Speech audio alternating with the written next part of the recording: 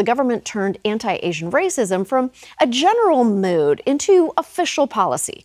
In 1854, the California Supreme Court ruled that so-called inferior Chinese people couldn't testify against white people in court.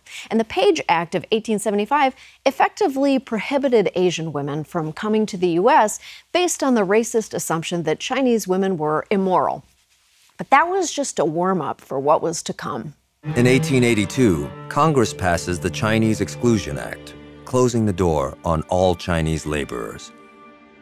For the first time in the nation's history, a group of people is banned from entering the country solely on the basis of race. This has been another episode of Ken Burns' America Sucks. The Chinese Exclusion Act wouldn't be repealed until World War II, right around the time we enacted a new anti-Asian policy in the wake of Pearl Harbor. On February 19, 1942, Franklin Roosevelt passes Executive Order 9066, authorizing the incarceration of more than 110,000 Japanese Americans, two-thirds of whom were born in the United States. Hence FDR's famous statement to Asian Americans, "You have nothing to fear but me, myself."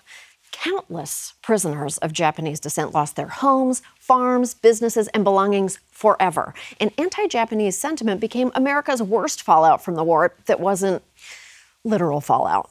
Nearly 33,000 Japanese Americans served during World War II, many of whom became highly decorated for their valor in battle. Yet as the war continued, public opinion worsened against Japanese Americans. Only 35% of the country thought they should be allowed home once the war was over. Jesus, even Beetle Bailey was allowed back home, and he did some truly unforgivable things over there. One of America's broadest anti-Asian laws was the Asiatic Barred Zone Act, which put a halt to most Indian and Asian immigration not already banned by the Exclusion Act. Most of these race-specific barriers weren't removed until 1965, meaning white Americans were allowed into space before many Asians were allowed into America. As President Kennedy said, "We chose to go to the moon not because it is easy, although it is easier than not being racist." Of course, that 1965 act came along just in time for a new wave of hatred against the Vietnamese, and the cycle of racism continued. Last month's murder in Atlanta of 8 people, including 6 women of Asian descent, was an excruciating reminder of what can happen when we dehumanize each other. Furthermore, this country has been painfully slow to acknowledge its systemic racism against people of Asian descent.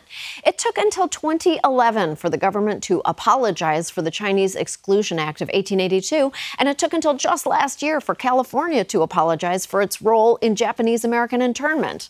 Although Ronald Reagan apologized for it in 1988 when he said, "Well, no, that's harder than Roosevelt and Kennedy. Okay. Well, Nancy, no, God, hold on. Okay, I can do this.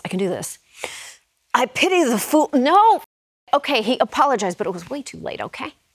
The point is that we have to be honest with ourselves about the ways our country has used white supremacy to mistreat our fellow Americans, and we can try to figure out a path forward.